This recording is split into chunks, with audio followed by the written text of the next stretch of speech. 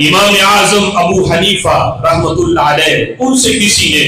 اللہ کی توحید وحدانیت کی دلیل پوچھی تو وہ لوگ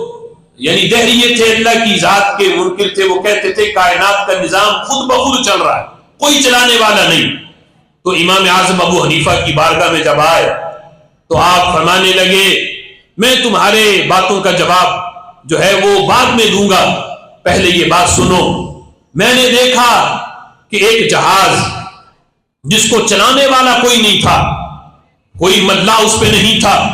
وہ ساز و سامان سے لدا ہوا جہاز پانی کی مخالف سمت کو چل رہا تھا، یعنی جہاں سے پانی آتا ہے اس کی مخالف سمت کو چل رہا تھا،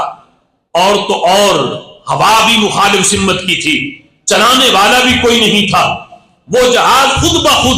اپنی منزل پہ رکتا، مسافر اتارتا، پھر آگے چل پڑتا۔ ابھی اتنی بات کی لوگ جو ہے وہ بول پڑے، کہنے لگے اے امام ہم تو آئے تھے تیرے پاس کہ تو بڑا ذہین ہے، فطین ہے، ہمیں دلائل دے گا،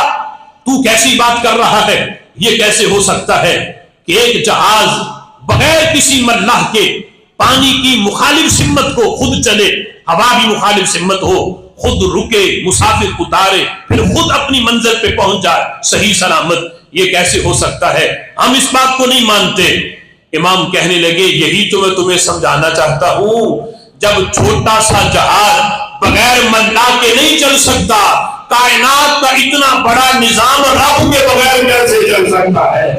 یہ دن کا آنا، یہ رات کا آنا، وقت پہ چلے جانا، دن کا اپنے وقت پہ آنا، وقت پہ جانا، سورج کا وقت پہ نکلنا، وقت پہ غروب ہونا، یہ رات کا وقت پہ آنا، وقت پہ چلے جانا، آج تک جو اختلاف نہیں ہوا، یہ سارا نظام جو چل رہا ہے تو جان لو اس نظام کو چلانے والی کوئی ذات ہے، اور بغیر فساد کے جو چل رہا ہے تو جان لو وہ ذات وحدہ لا شریک ہے۔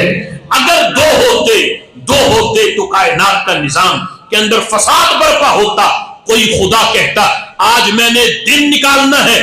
دوسرا کہتا نہیں میں نے رات رہنے دینی ہے، کوئی کہتا میں سورج نکالوں گا، دوسرا کہتا نہیں میں چاند نکالوں گا، یہ اختلاف ہوتا۔ فرمایا جو کائنات کا نظام میں آج تک اختلاف نہیں ہوا تو جان لو رب موجود بھی ہے، اور وہ موجود ہے اس ذات کو وحدہ لا شریک کہا جاتا ہے۔